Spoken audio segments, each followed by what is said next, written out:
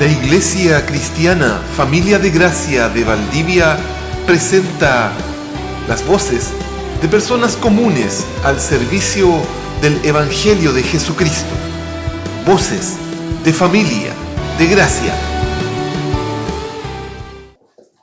Amados, antes de leer algún texto bíblico, quería contarles algo que viví ayer. Fue triste, doloroso para mí. Estaba haciendo una actividad absolutamente cotidiana, estaba en un supermercado comprando pan y me encontré con un vecino que no frecuentamos muchas veces, en realidad nos conocemos porque hemos vivido en el mismo sector por casi 30 años, pero él vive en otro pasaje y el recuerdo que yo tengo es que fue la persona que evitó que yo me cayera desde 6 metros de un techo. Él estaba atento y yo me resbalé en el techo y no alcancé a asirme de la escala y su esposa le gritaba a él, le decía, mira el vecino, y él saltó en los cercos en donde vivíamos y llegó hasta poder afirmar la escala. Pero más que eso, ningún tipo de relación en realidad, excepto su esposa, que la veíamos muy amorosita y todo eso. Y me dice, ¿cómo está vecino? Bien vecino, le digo yo, y usted con un poco de frío nomás, le digo yo. Sí, me dice, yo más o menos. Le digo, ¿cómo está su esposa? Porque un día yo vi que la vinieron a buscar en ambulancia y la llevaron. Y hablé con él en ese momento cuando la llevaron en ambulancia y le digo, ¿cómo está la vecina? Mal, me dijo, ya no reconoce. O sea, su mente está ida. Pucha, lamentable, pero más que eso uno no puede hacer mucho en realidad. Da impotencia, ni las palabras funcionan ahí. Y entonces yo le digo, ¿cómo está su esposa? Me dice, cada vez peor. No, me dice, ya ahí está, y se empieza a poner muy triste, así como cuando alguien está a punto de llorar y se está conteniendo. Y me dijo en un momento, ¿sabe? Lo he llorado todo, dice, me lo he llorado todo. Y yo noté que él había dicho algo porque pasó por el lado mío, dijo, permiso porque voy a hacer valer mi derecho. Y ahí arriba de la caja decía preferencial. Yo tengo preferencia, dijo, porque tengo más de 80 años. Y él está más paradito que yo. Y entonces yo le digo, ¿cómo está su esposa, vecino? No, me dice, malísimo, malísimo. Ya no reconoce. No, hace rato me dice que ya no reconoce. De verdad, es tener paciencia nomás, dijo. Me lo he llorado todo, vecino, me dijo, me lo he llorado todo.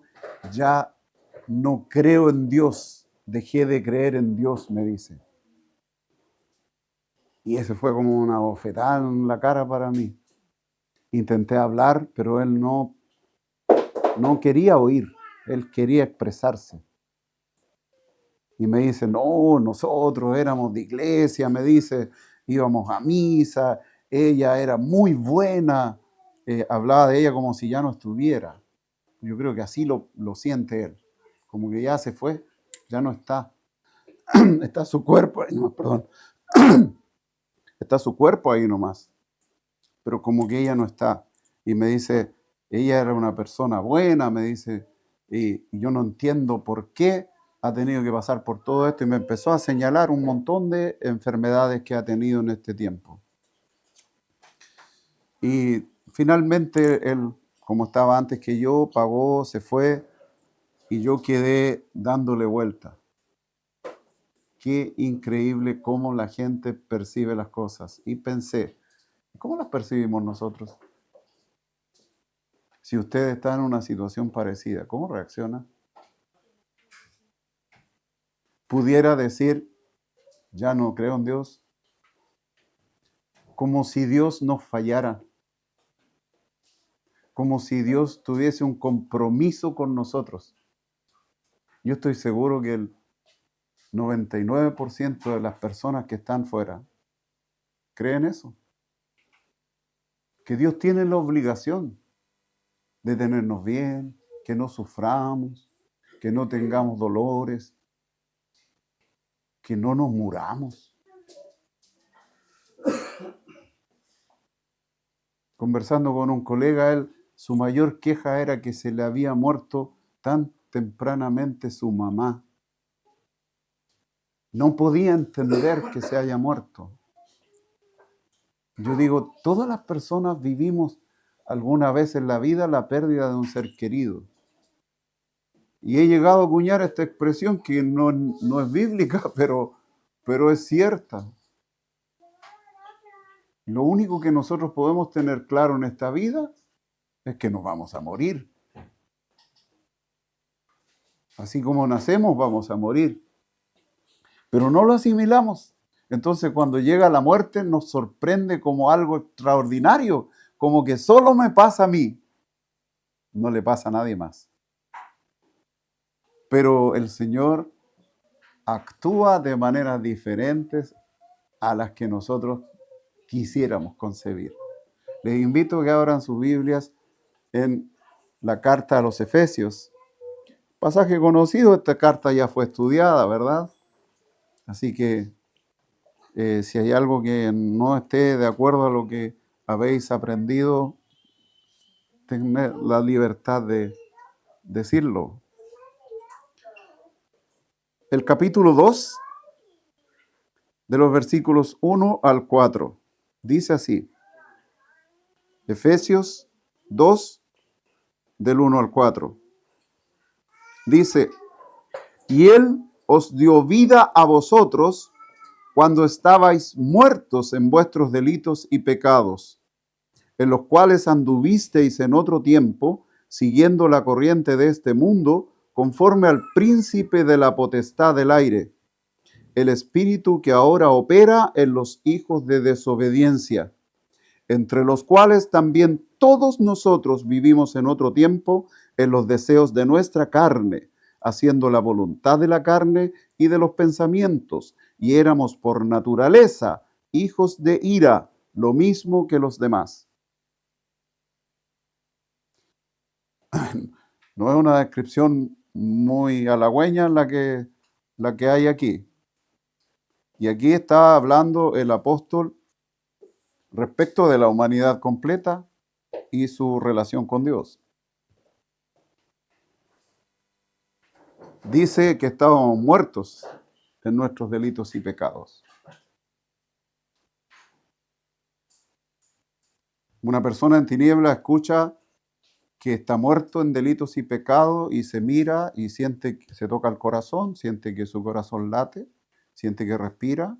Entonces dice, no, yo estoy vivo.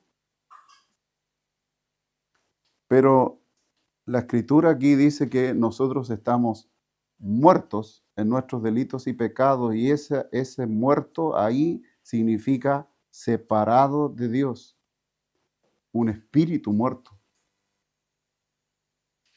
Y este cuerpo, tal como dijimos al inicio, termina muriendo.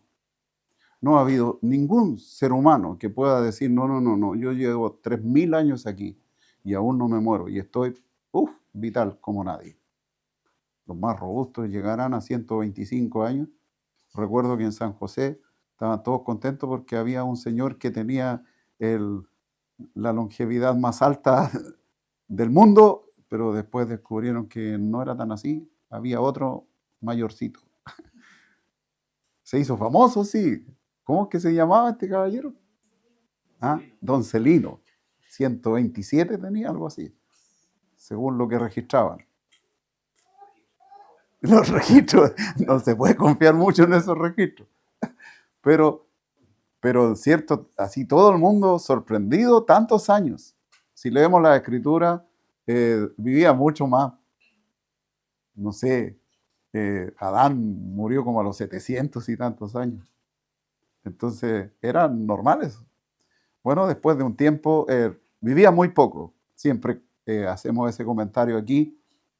Las personas eran mayores ya, como a los 13, 14 años, eran adultos, eh, y vivían hasta los 45, 50 años. Los más robustos dice 70, decía la escritura. Eh, Después eso fue cambiando en el tiempo y hoy día la expectativa de vida es aún mayor. Ya no cuesta tanto ver personas con 100 años, más de 90, sí, muchos. Entonces, eh, la gente pareciera creer que se va prolongando la vida casi eternamente. La realidad es dura, sí, porque ya no se vive, yo digo, se resiste nomás.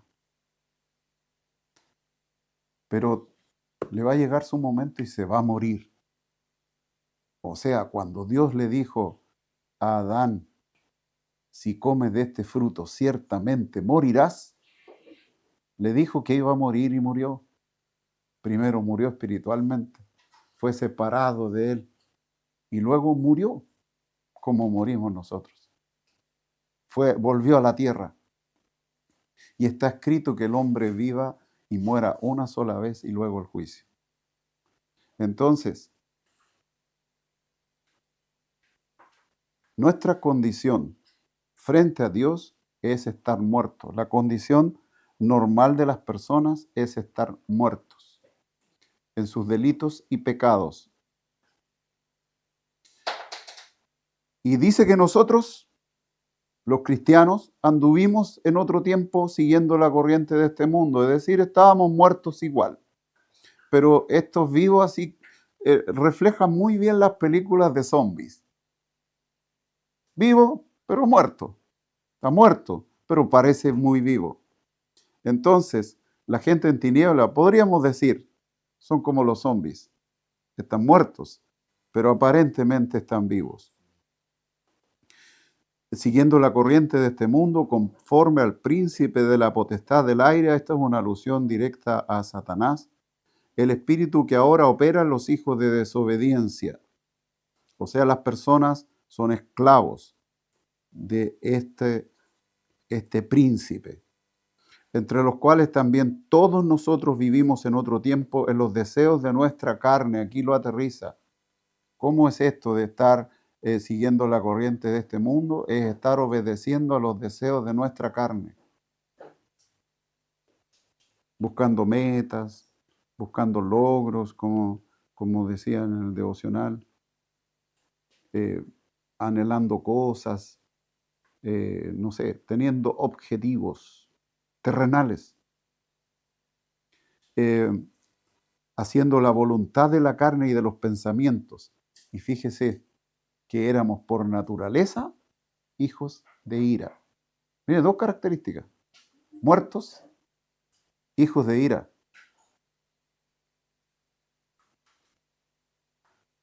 No voy a explicar mucho esto, simplemente diré que la Biblia está llena de pasajes que muestran que Dios está airado.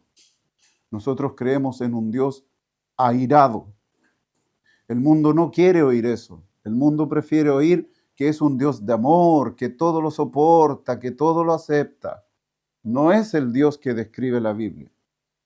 El Dios que describe la Biblia aborrece el pecado y aborrece al pecador porque hace pecado. Por lo tanto, está totalmente airado porque Él es santo. Y entonces somos hijos de ira, o éramos hijos de ira, lo mismo que los demás, como todo el mundo. Pero además tenemos otra condición, porque esto lo podemos encontrar, si alguien quiere buscarlo, en Efesios 2:5. Aquí dice: aún estando nosotros muertos en pecado, nos dio vida juntamente con Cristo, por gracia sois salvos. O sea, estábamos muertos, se nos dice muchas veces, estábamos muertos. en Colosenses 2:13 también se nos dice algo muy parecido, que estábamos muertos. Pero Romanos 5:10 dice lo siguiente.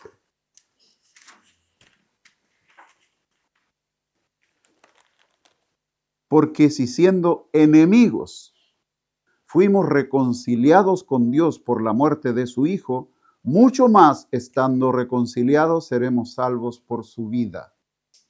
O sea, otra característica. Estamos muertos, hijos de ira y enemigos de Dios. La gente puede decir, no, que yo amo a Dios. ¿En serio? ¿Sabe lo que dice? Es casi como cuando uno ve yo recuerdo mi juventud, yo veía en películas a una actriz cantante y yo decía que estaba muy enamorado. Si yo la amaba. Pero esa es una cuestión, una ilusión, si ella jamás supo de mi existencia. Pero yo decía estar enamorado. Yo estaba enamorado de lo que veía, de la proyección que me hacía de ella. Lo mismo le pasa a la gente. Dice amar a Dios, pero si le pedimos que describa ese Dios, se va a describir él mismo, casi como si pusiera una imagen en un espejo. Porque piensa como él, cree como él, actúa como él. O sea, él es su propio Dios. Entonces ese es un ególatra, se ama a sí mismo, pero para que no suene tan duro, dice, no, yo amo a Dios. Tal como decía delante Cecilia, eso Dios con minúscula, esos dioses. La idolatría conduce a tener dioses y la gente se autoidolatra mucho, mucho. Es frecuente escuchar, no, yo primero me amo a mí mismo, ¿no? Es que algunos dan vuelta a las escrituras y dicen que la Biblia dice que debemos amar al prójimo como a nosotros mismos, entonces lo dan vuelta. Para poder amar a otro, dice, me tengo que amar a mí. Pero se demora toda su vida amándose a él. No le queda tiempo para amar a los demás. O sea, es un mal aprendiz. Porque si en su teoría, si se aprende a amar a sí mismo, puede amar a los demás, entonces ha reprobado todos los años. Todavía no aprende. O aprendió a amarse tanto a sí mismo que los demás no cuentan. Son insignificantes. Cuando en realidad lo que ahí está diciendo es que tú te amas mucho. No hay duda de eso. Te amas mucho porque eres un egocéntrico, un ególatra. Así hemos sido formados.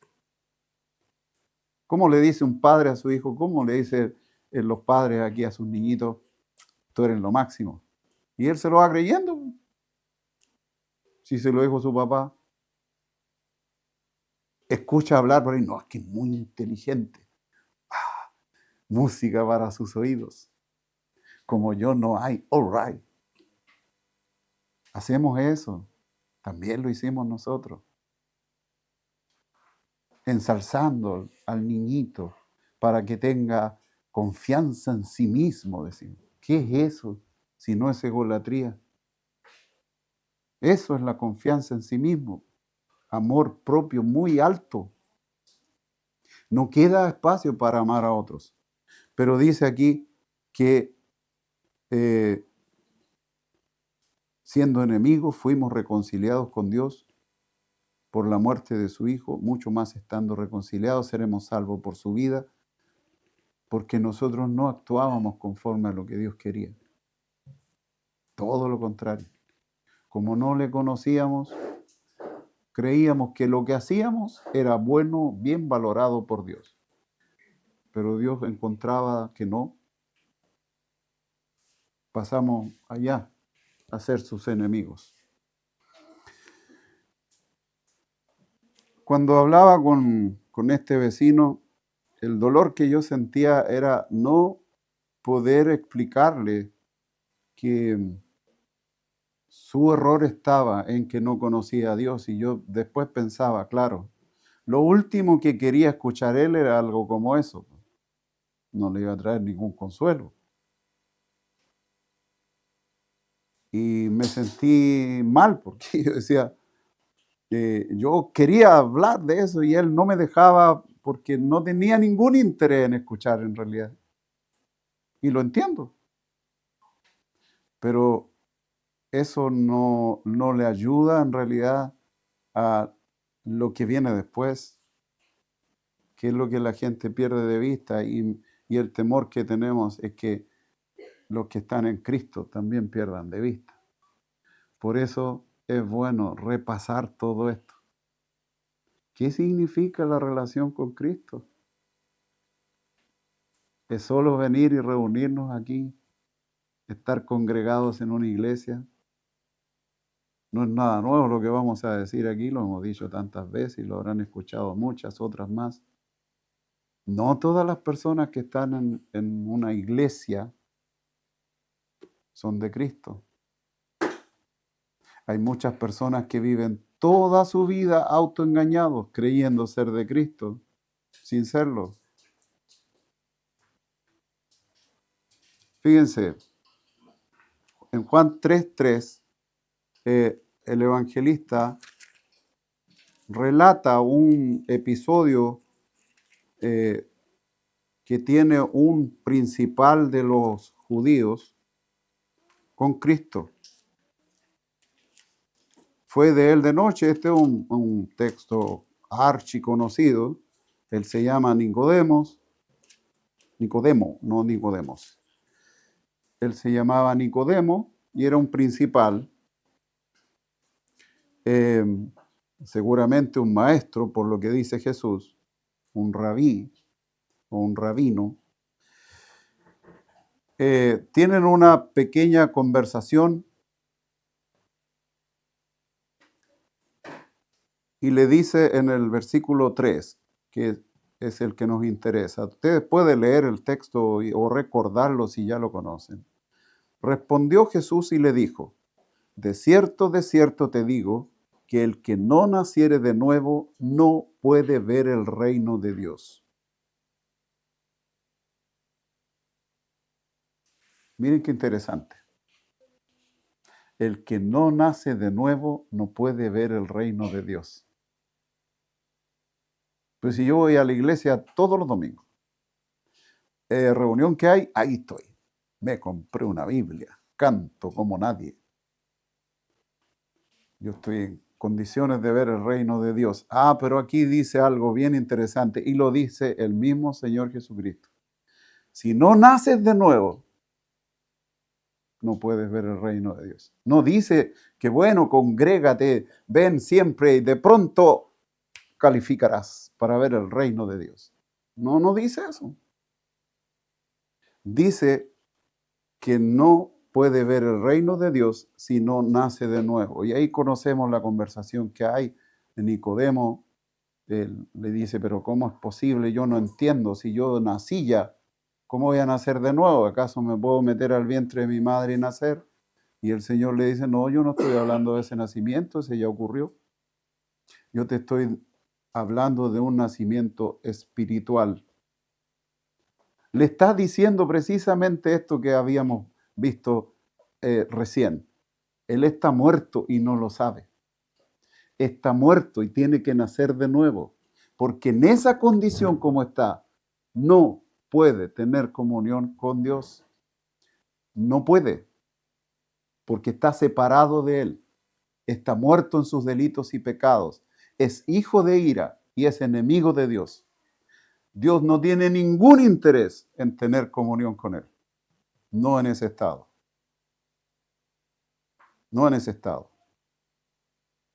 La gente cree que cambiando su apariencia puede burlar incluso las leyes naturales.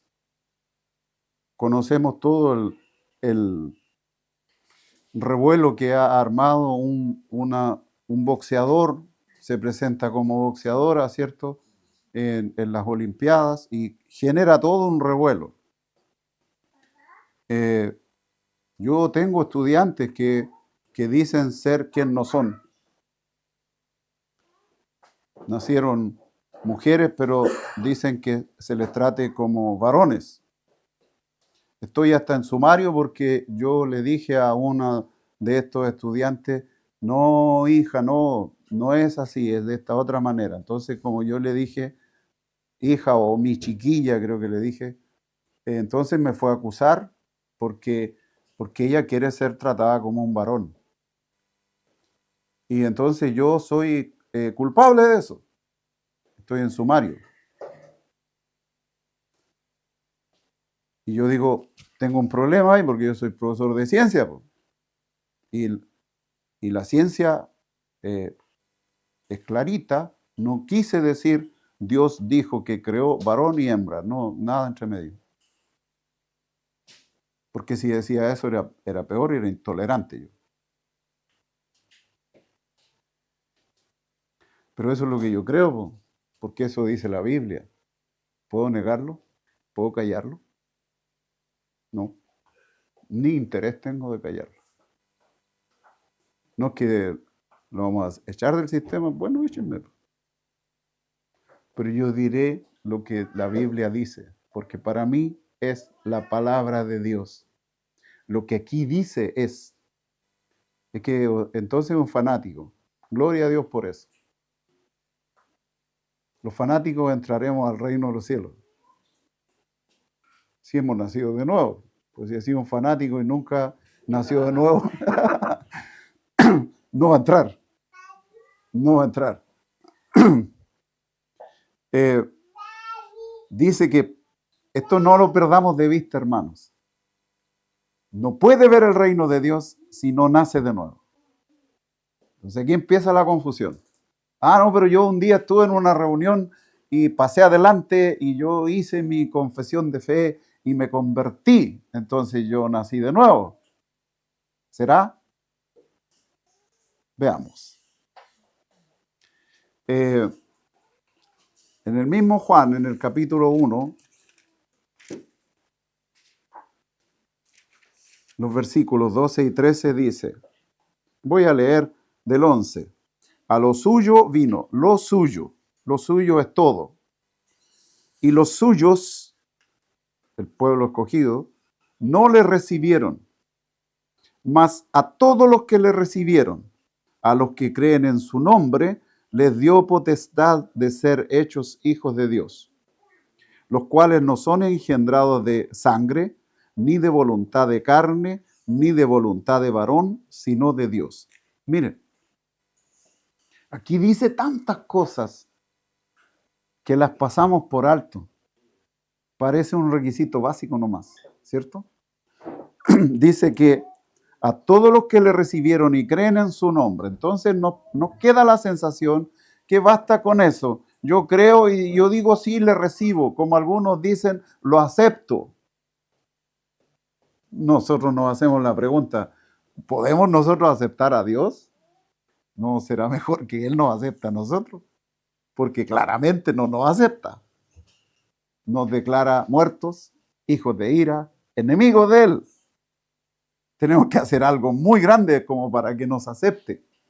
Como no podemos hacerlo, Él lo hace. Nosotros no podemos generar ningún cambio, entonces Él lo hace. No perdamos de vista eso. Él lo hace. Dice, a los que creen en su nombre les dio potestad de ser hechos hijos de Dios. Es decir, aquí hay un accionar distinto de Dios. No es que, ya cree, listo, pase nomás. No, dice, les da potestad, les da un poder, les da una autorización especial de ser hijos de Él. Lo adopta, pero agrega, los cuales no son engendrados. O sea, no fue un mero acto, ¿cómo se llama así cuando es con papel nomás? Claro, no es un acto administrativo, gracias. No es un mero acto administrativo. No, ocurrió algo grande aquí. Mire lo que dice. No son engendrados. O sea, hubo transmisión de genes aquí. no son engendrados de sangre. Esto lo podemos aplicar como, no es por herencia, como algunos dicen, no, es que este fue criado en el Evangelio. Nacido y criado en el Evangelio. Mi abuelo, mis padres, no es mi caso porque no fue así, pero algunos dicen eso, como que casi Dios me tiene que recibir porque es casi como por herencia, po. Ese es mi mayor mérito. No nos sirve, po. No sirve. Aquí dice que no, ni de voluntad de carne, ni de varón. O sea, no es porque yo quiera, tenga ganas, sino de Dios. Aquí está hablando de un nuevo nacimiento del que hablaba Jesús. Tiene que nacer, pero ¿quién lo va a hacer nacer? Es Dios. Porque alguien podría decir, ah, sí, me gustó eso. Yo tengo que nacer de nuevo, yo quiero ver el reino de Dios, voy a nacer de nuevo. Pregunta siguiente. ¿Y cómo se hace? Y nos viene a preguntar. ¿Y cómo se hace? No se puede. Ninguno de nosotros está capacitado como para decir, ya, ven para acá. Yo voy a poner mis manos sobre ti y tú nacerás de nuevo. No, ese es un farsante. Ese es un mentiroso. Si alguien ve eso en alguna congregación donde va, arranque de ahí. Va camino al infierno junto con ese que estaba haciendo eso. ¿Por qué? Porque yo lo digo, no, porque va contra la escritura. Y el parámetro está aquí. Este es el único manual que tiene todo el mundo y el más mal utilizado. Este señor con el que hablaba yo ayer estaba convencido que porque él iba a una congregación, entonces no podían pasarle todas las cosas que le pasan. ¿A quién culpa ahí? Es a Dios. Es Dios injusto.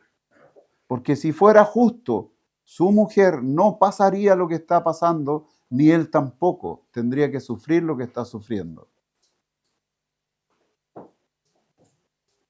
Como no conoce a Dios, a lo que él siente que es Dios, culpa.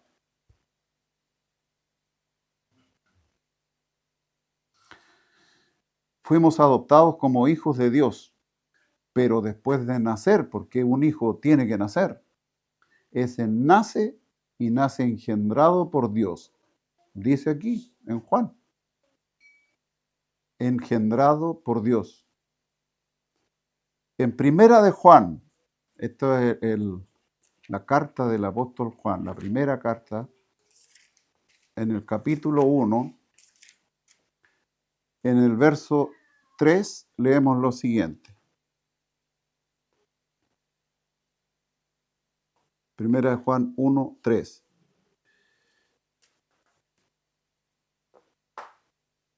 Lo que hemos visto y oído, eso os anunciamos para que también vosotros tengáis comunión con nosotros, y nuestra comunión verdaderamente es con el Padre y con su Hijo Jesucristo.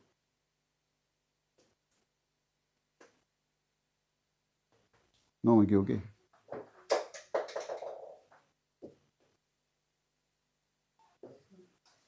No, 12:13, ese primero. Sí, 12:13, aquí está.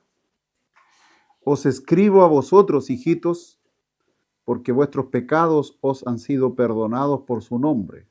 Os escribo a vosotros, padres, porque conocéis al que es desde el principio. Os escribo a vosotros, jóvenes, que habéis vencido al maligno.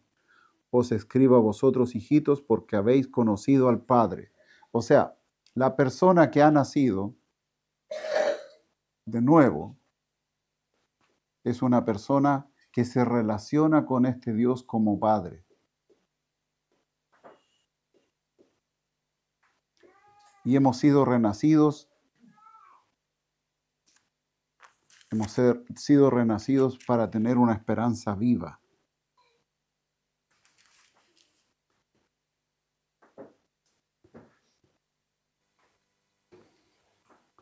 En Santiago 1:17 se lee lo siguiente. La carta de Santiago.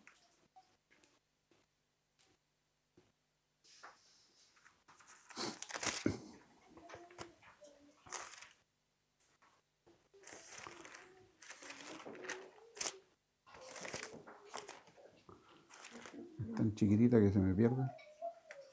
Quien la tenga, lea por favor. Santiago 1:17. Toda buena dádiva y todo don perfecto desciende de lo alto, del Padre de las luces, del cual no hay mudanza ni sombra de variación. Ya. Toda buena dádiva viene de lo alto, viene de Dios. Y dice que en Él no hay sombra de variación ni de duda. O sea, Dios es inmutable. En otras palabras, si Dios dijo que iba a hacer algo como eso, nosotros no podemos decir, ¿y qué tal si no lo hace? ¿Qué tal si yo voy, confío, pero no lo hace? Por eso es que nosotros debemos actuar como un niño frente a Él. Poníamos el ejemplo el otro día que si un niñito veía a su papá abajo, no lo veía, el papá lo veía él hacia arriba y le decía, tírate, yo te voy a sostener. El niño se tira. No está diciendo, ay, si después corre las manos, no, eso es más grandecito. El niño se tira, confía plenamente en su padre. Bueno, nosotros podemos confiar plenamente en nuestro Dios, porque Él es inmutable. No juega con nosotros. No dice, yo les voy a hacer nacer de nuevo para que ustedes tengan una esperanza viva, para que ustedes puedan venir a mí como hijos adoptivos, amados, y después desconocernos. No, en realidad no era tan en serio, era una broma. O sea, ese Dios no es el Dios de la Biblia. Es un Dios inmutable, así como tiene mucha ira, tiene mucho amor. Él es fiel y verdadero. No juega con nosotros. En el versículo 18 del mismo Santiago,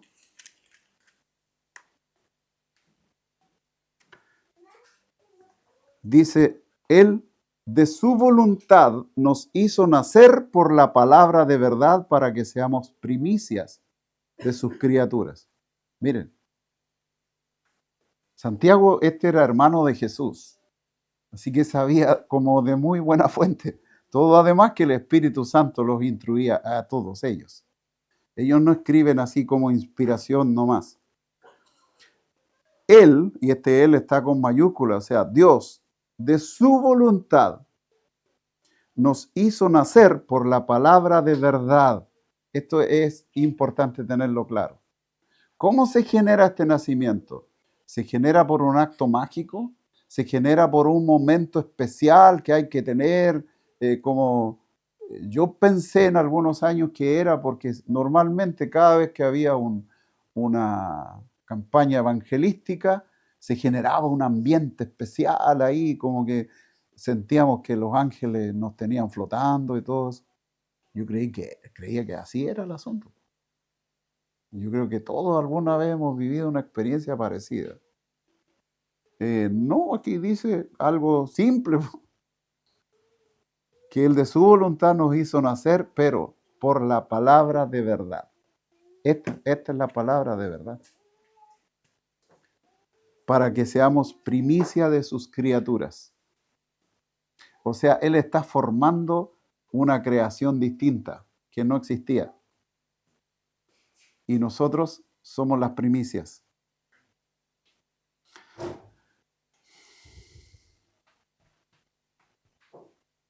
Tito 3:5 dice, estas son cartas chiquititas, se me pierden aquí. Tito 3:5 dice, nos salvó, no por obras de justicia que nosotros hubiéramos hecho, sino por su misericordia, por el lavamiento de la regeneración y por la renovación en el Espíritu Santo. También en este solo versículo dice hartas cosas poderosísimas. Primero dice que nos salvó. No dice nos salvará, dice nos salvó. No por obras de justicia que nosotros hubiéramos hecho. Vuelvo a la conversación con este vecino. Su mayor queja era que su esposa era buena, que hacía cosas buenas. No se merece esto. La mayoría de las personas creen que tienen méritos más que suficientes. Si uno les pregunta, ¿tú irías al cielo? Yo creo que sí, al preguntar, ¿por qué? Porque he hecho esto, cosas buenas. Porque desconoce que es hijo de ira, que está muerto, que es enemigo de Dios. Ninguna de las cosas que haga, Dios las mira bien. No hay quien haga lo bueno, dice Dios. No hay ni siquiera uno. Entonces, por eso Pablo le dice a Tito que nos salvó no por obras de justicia que nosotros hubiéramos hecho, sino por su misericordia, por el lavamiento de la regeneración. Es decir, al nosotros nacer de nuevo, este cuerpo viejo fue lavado en la sangre de nuestro Señor Jesucristo. Y se nos hizo nacer y se nos renovó el Espíritu. Y en el Espíritu Santo fuimos renovados. Ezequiel 37, del 1 al 10, este es un profeta. Ezequiel capítulo 37, de los versículos 1 al 10, se lee algo bastante conocido. Dice así: la mano de Jehová vino sobre mí y me llevó en el espíritu de Jehová y me puso en medio de un valle que estaba lleno de huesos y me hizo pasar cerca de ellos por todo en derredor. Y he aquí que eran muchísimos sobre la faz del campo y por cierto secos en gran manera. Y me dijo: hijo de hombre, ¿vivirán estos huesos? Y dije: Señor Jehová, tú lo sabes. Y me dijo entonces: profetiza sobre estos huesos y diles: huesos secos, oíd palabra de Jehová.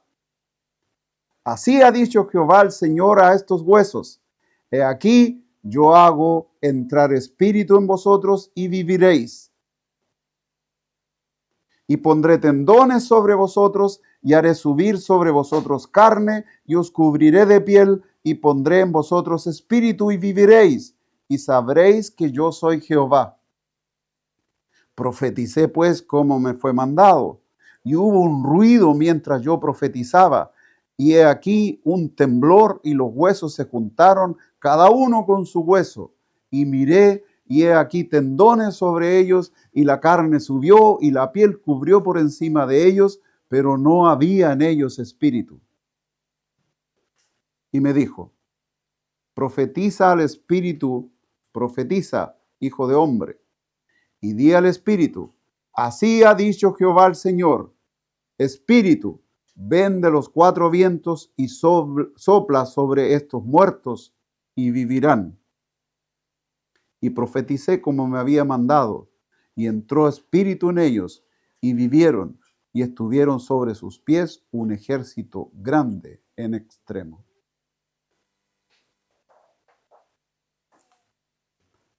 Este profeta está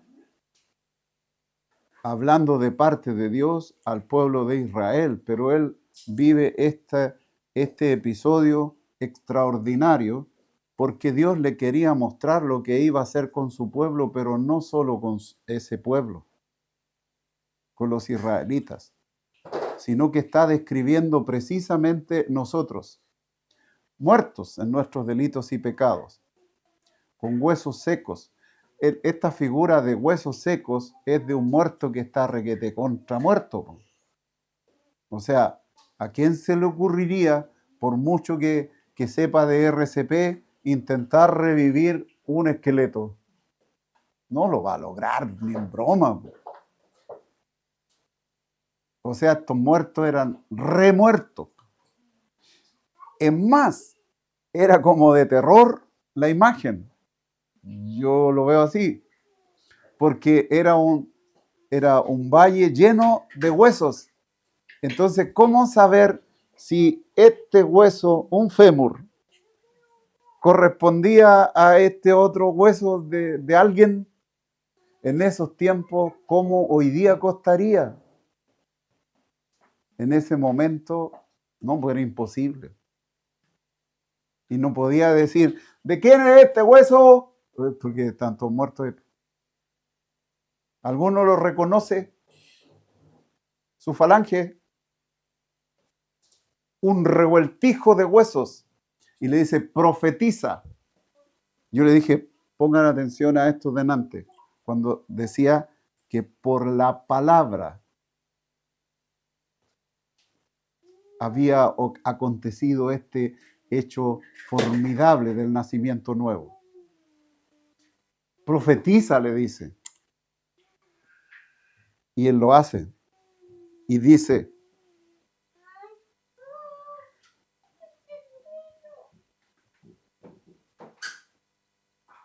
así ha dicho Jehová el Señor a estos huesos. Ezequiel entendió muy bien lo que Dios le había dicho. Cuando le dice profetiza, le está diciendo proclama. Tenemos la idea muchas veces de que profetizar es decir algo que va a pasar en el futuro. Aquí es casi así, pero en el instante. Así ha dicho Jehová, que se levanten estos huesos y que voy a hacer entrar espíritu en ellos y viviréis. Cuando Dios creó a Adán, dice que juntó barro y sopló sobre él. La palabra que aparece aquí del espíritu que le dice que va a poner es ruach en hebreo. La misma palabra que aparece en el Génesis cuando le da vida a Adán. El Espíritu Santo es el ruach, el soplo de Dios, el soplo de vida. Y nosotros tenemos vida en Cristo por el Espíritu Santo, por la declaración de su palabra. Por eso Pablo dice que a Dios le plació que las personas se salven, que nazcan de nuevo, por la locura de la predicación del Evangelio. Igual que el profeta Ezequiel. Esos huesos secos comienzan a tener forma de vida y se les insufla el Espíritu de Dios. Y entonces están vivos. Fíjense que antes le había dicho al mismo Ezequiel, yo lo voy a leer, no lo busquen, después les digo cuál, porque no se me distraigan.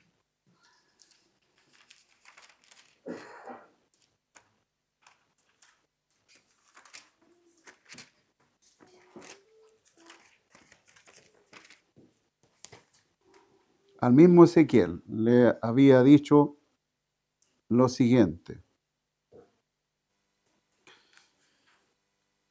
Di por tanto, así ha dicho Jehová el Señor, yo os recogeré de los pueblos y os congregaré en las tierras en las cuales estáis esparcidos y os daré la tierra de Israel. Y volverán allá y quitarán de ella todas sus idolatrías y todas sus abominaciones.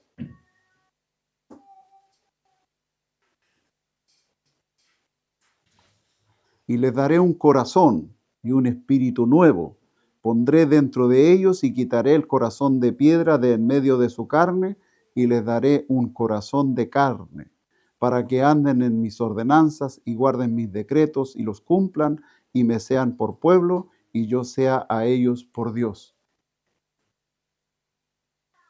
Aquí el profeta está diciendo algo al pueblo de Israel, pero en realidad está diciendo algo que es para toda la humanidad. Porque ellos no podían entender a qué se refería con esto. Hoy nosotros podemos entender mejor. Dice, les daré un corazón y un espíritu nuevo. Pondré dentro de ellos, leí mal, dice, les daré un corazón y un espíritu nuevo pondré dentro de ellos. Y quitaré el corazón de piedra de en medio de su carne y les daré un corazón de carne. Pues es una característica nueva podemos agregar. Quien está en tiniebla está muerto, tiene un corazón de piedra, es hijo de ira y es enemigo de Dios. Todo mal. Cero posibilidad. Lo que leí está en Ezequiel 11, del 17 al 20.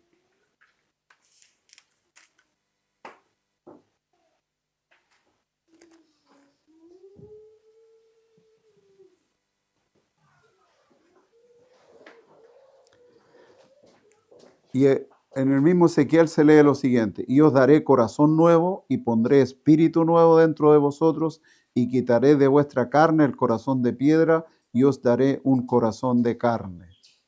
O sea, aquí se está hablando de este nuevo nacimiento que iba a haber. Para que Ezequiel lo entendiera mejor, le da esta visión del valle de los huesos secos. Entonces él ve la concreción de lo que él le estaba diciendo.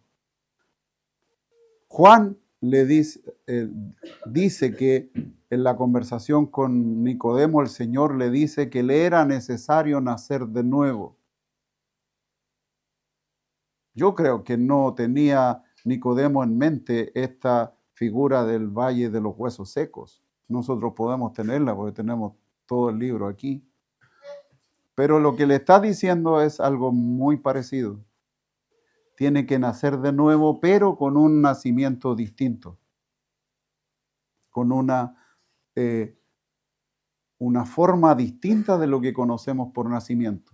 No va a estar alguien embarazado, tiene una simiente distinta, tiene una simiente incorruptible. Incorruptible, no se corrompe nunca, y esta simiente es de Dios, porque el nacimiento lo da Dios. Miren lo que ocurrió cuando fuimos nacidos de nuevo. Colosenses 1:13.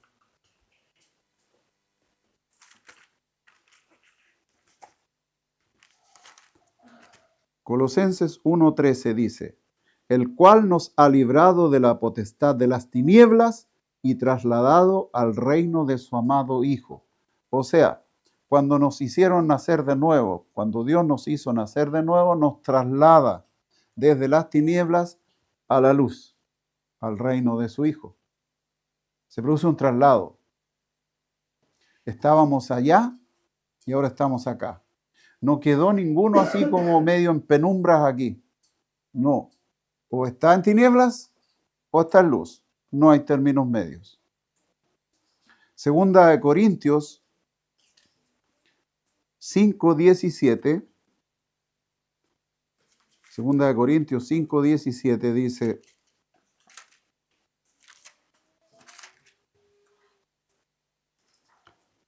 de modo que si alguno está en Cristo, nueva criatura es. Las cosas viejas pasaron, he aquí todas son hechas nuevas. Pablo le está explicando a los corintios, porque ellos tenían serias dificultades, como muchas congregaciones, incluso en nuestros días, respecto de cómo es la relación con Cristo. Se confunde la relación con Cristo con la relación con la iglesia, con la vida congregacional. Si bien es cierto, la Biblia dice que la iglesia somos los redimidos, todos los hijos de Dios, la gente cree que la iglesia incluso es un edificio. Dice, yo voy a la iglesia esa que está allí, la que es de esta forma, la que está en tal parte, porque se ha torcido el sentido. Pero en realidad aquí está aclarando muy bien de qué se trata. Si alguno está en Cristo, no dice si está en la iglesia. Nueva criatura es. Las cosas viejas pasaron. He aquí, todas son hechas nuevas. Todas son hechas nuevas.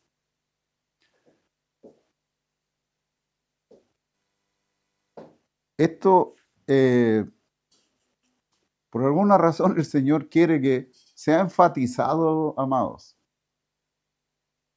¿Usted quiere saber si de verdad es hijo de Dios? Comience a revisar esto. ¿Qué tantas cosas nuevas en mi vida hay?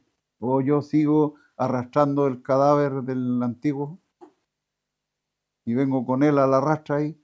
No lo quiero dejar. Recuerdo que cuando recién comenzamos a participar en la red, se nos decía que nosotros teníamos que morir. Y se hablaba mucho de eso. En realidad el Señor no dijo eso, dijo que teníamos que negarnos a nosotros mismos. El que quiera venir en pos de mí, níguese a sí mismo, tome su cruz cada día y sígame. Claro, tomar la cruz es saber que voy a morir. Pero resulta que si yo he sido renacido, morí, el viejo hombre murió, está crucificado juntamente con Cristo, dice la Escritura. Pero si yo no tengo conciencia de eso, pudiera ser que nunca me he convertido, que jamás he renacido, que yo no he tenido un nacimiento nuevo, que yo tengo la idea de que sí, que me hubiese gustado que ocurriera, pero no ha ocurrido. ¿Cómo puedo saber? Porque no hay ningún tipo de muestra que yo haya nacido de nuevo. Por ejemplo, es muy común encontrar en personas que no lo van a declarar, pero viven aferrados a un pecado y no lo puede dejar. O más de uno. Y no lo puede dejar. Y a lo mejor conversa con otros, es que esto como que me supera. ¿De verdad entiende lo que está diciendo?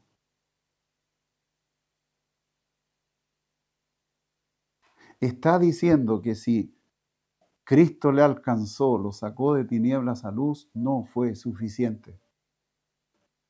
Está diciendo que Dios hizo el trabajo a medias. Yo no creo eso. O te cambia, pero no hay más posibilidad. Entonces, si vives luchando contra un pecado y el Señor todavía te tiene vivo, preocúpate. Preocúpate. No sea cosa que te vengan a buscar ahora, como decía el Señor, y llegues allá y te digan, yo nunca te conocí, apártate de mí, hacedor de maldad. Pero yo toda mi vida creí que sí, pues. Yo me sabía todos los versículos, podía recitar la regeneración, la justificación, la santificación. Me sabía todas las doctrinas de la crucifixión. ¿Sirve de algo eso? No. Si yo no percibo que soy una nueva criatura y soy el mismo carajo de siempre, yo tengo un problema grave. Si era bueno para fumar y no puedo dejar el cigarro, y alguien me está diciendo, no, es que es una etapa, mira, esto va a pasar, me están dando un mal consejo. Un mal consejo. La Biblia no dice eso. Cuando nace una guagua, nació una guagua. No nació un pedazo de guagua y con el tiempo se va formando, excepto el cerebro. pero nace completito, po. Cuando no viene completo hay problemas serios, po. Pudiera no nacer, ¿verdad? Entonces, ¿pudiéramos no haber nacido de nuevo nosotros? Pareciera que sí, ¿eh? ¿Porque Dios lo hizo mal? No, porque en realidad nunca nacimos de nuevo. Nos quedamos fijos tal vez en una emoción, en una experiencia, porque por un tiempo la iglesia evangélica estuvieron viviendo mucho de las experiencias, de las emociones. Quizás fue algo como eso, pero yo no veo evidencias en mi caminar, no doy muestras de una persona distinta de la que era. Vivo atado a pecados regalones, como decía alguien por ahí. No, yo estoy en un problema serio, muy serio. Efesios 2:10 dice lo siguiente: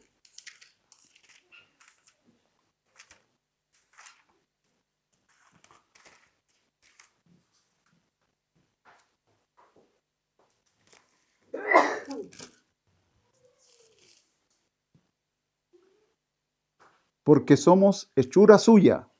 Aquí recalca esto: somos hechura suya, no se hizo usted a sí mismo. Creados en Cristo Jesús para buenas obras, las cuales Dios preparó de antemano para que anduviésemos en ellas. Mire qué interesante.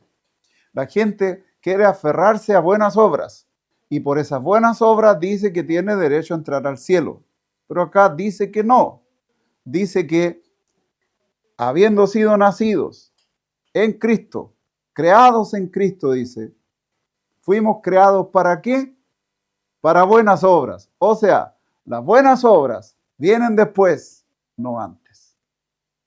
No me sirven antes. Antes la Biblia le llama obras muertas, hechas por un muerto. O sea, fuimos creados para buenas obras, las cuales Dios preparó de antemano para que anduviésemos en ellas. Esto tiene que ver con la obediencia, amados. El Señor Jesús dice que los que le aman son los que cumplen sus mandamientos, no los de la iglesia, ni lo que dicen los demás, no, los mandamientos de Dios. Y los mandamientos de Dios, lo hemos dicho muchas veces aquí, Cristo los resume en 3, y solo en 3. Amarás al Señor tu Dios con todo. Amarás a tu prójimo como a ti mismo. Y el tercero, amarás a los demás, dice, como Él nos amó y se entregó a sí mismo por nosotros. Y esto resume toda la ley y los profetas, dice. Por lo tanto, si queremos buscar nosotros cuál será lo que Dios manda de mí, ahí está. Haciendo eso, entonces usted está cumpliendo lo que Dios mandó, lo que Cristo mandó.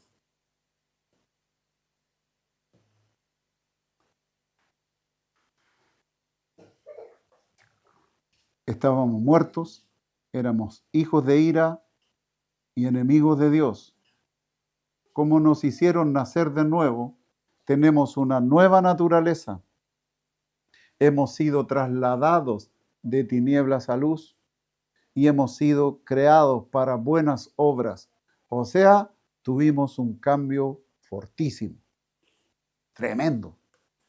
Por ahí algunos dicen que hay un texto bíblico en donde dice que el perro vuelve a su vómito y el chancho vuelve al lodo, como que un cristiano puede hacer eso.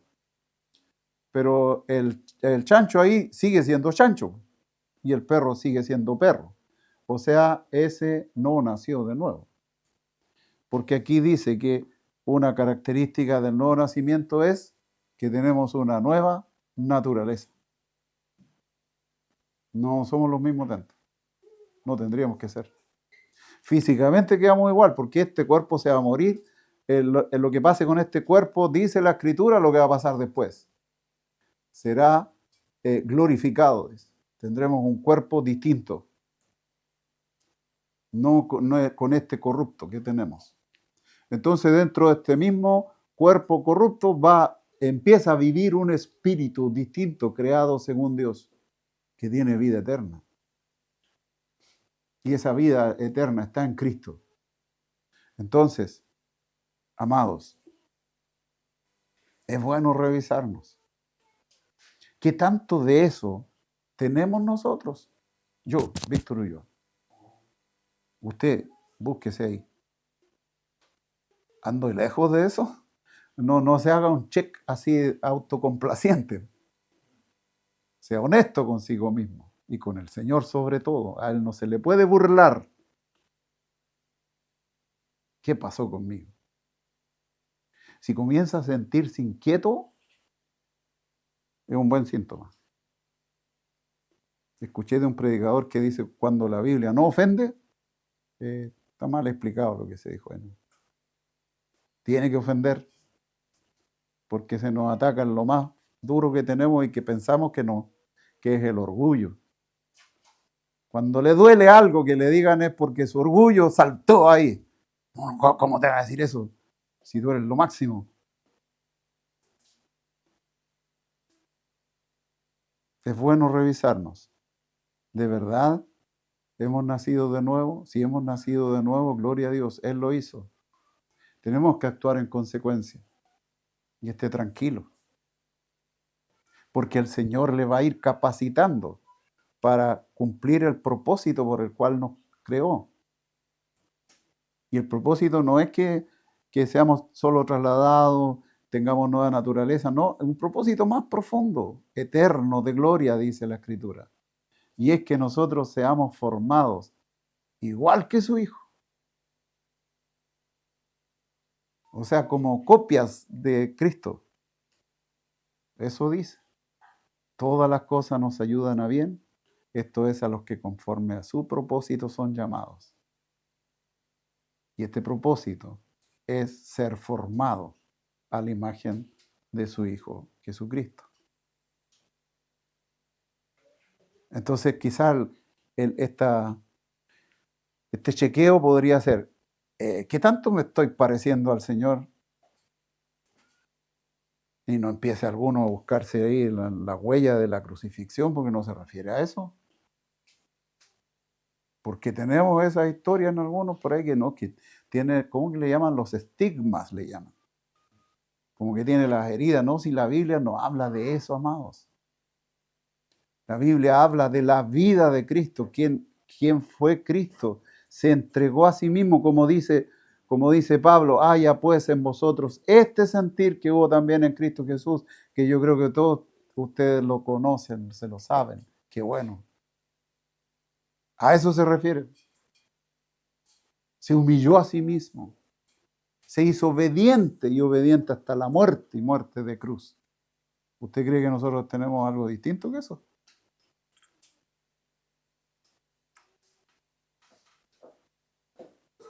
Quiera el Señor que si nos viene a buscar hoy, a la salida aquí, ninguno puede decir, no, yo voy a vivir hasta los 100 años. No venga, Señor, que no estoy listo todavía. No podemos decir eso. Él sabe cuándo. Quiere el Señor que si nos vienen a buscar, abramos los ojos frente a Él y no ardiendo en el infierno. Voy a tomar el ejemplo de alguien que escuché. La gente se ríe del infierno, como que esta es una idea loca que se nos ocurrió a nosotros nomás, a los cristianos, para andar metiendo miedo. Yo digo, ojalá podamos meter miedo, pero miedo, como decían que lo hacía Jonathan Edwards, que cuando él predicaba, la gente se escondía debajo de los bancos, de puro miedo, porque creían que que el infierno se les venía encima. Y se convertía mucha gente. Yo digo, ojalá pudiera tener ese denuedo para hablar y que la gente tenga miedo. No a uno, sino que miedo a Dios. Porque al que hay que temerle es a Dios. Dice que no debemos temer a quien te va a destruir el cuerpo si te vienen a matar a alguien. No tengas miedo. Tenle miedo al que te puede destruir el alma y el espíritu. Y ese es Dios. A ese sí tenle miedo. Entonces dicen, no, ponen el infierno para meter miedo nomás, porque no creo que sea así. No es para tanto la cuestión. Por último, voy a estar calentito ahí. Entonces él dice, ya, ven para acá. ¿Alguien tiene un encendedor? Préstame un dedito nomás. A ver si resiste 5 minutos aquí. Segundo, entonces. Con la llamita del encendedor ahí. No va a resistir. Bueno, va a tener que pasar toda la eternidad, no con el dedito ahí, en una llamita. Va a tener que todo su cuerpo ardiendo eternamente. Pero ¿sabeslo? No se va a quemar el cuerpo. No se va a apagar, a acabar, ¿me entiendes? Porque si pongo un pedazo de carne ahí se hace un chicharrón, ¿verdad? Bueno, dice la Biblia que será eternamente. Significa que no se va a transformar en un chicharrón. Va a seguir sintiendo el dolor eternamente. Se describe así de terrible. No nos podemos imaginar eso. No nos podemos imaginar. No es algo que hayamos visto alguna vez. Y espero en el Señor no ver eso. Oremos. Padre nuestro, te damos todo el honor y toda la gloria, Señor, porque tú la mereces. Hay cosas que nos cuesta entender, Señor. Tenemos la tendencia de acomodarlas a como nosotros percibimos las cosas. Y nos equivocamos. Nos equivocamos terriblemente. Aquellas cosas que no entendemos o nos dan miedo o no nos importan. Como aquello que no vemos. Si no lo vemos, nos parece que no está. Pero el aire no lo vemos, Señor, y si nos falta, lo sentimos. Nos ahogamos. Señor bendito, tú eres como el aire, Señor. No te vemos, pero estás ahí. Siempre estás. Tú lo sostienes todo, dice tu palabra. Señor,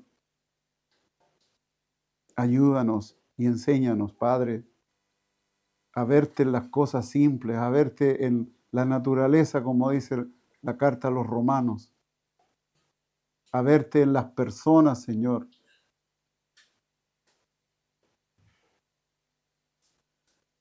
Enséñanos, Dios bendito, a darnos cuenta si hemos nacido de nuevo o no, o si estamos engañados, Señor. Entendiendo, Señor, que si nos damos cuenta de eso es porque todavía tenemos esperanza, porque tú nos estás hablando, Señor. Pon en nosotros ese corazón de carne si no lo teníamos. Quita ese corazón de piedra. Si hay alguien aquí, Señor, que comienza a verse a sí mismo como muerto, hijo de ira, como enemigo tuyo, Señor.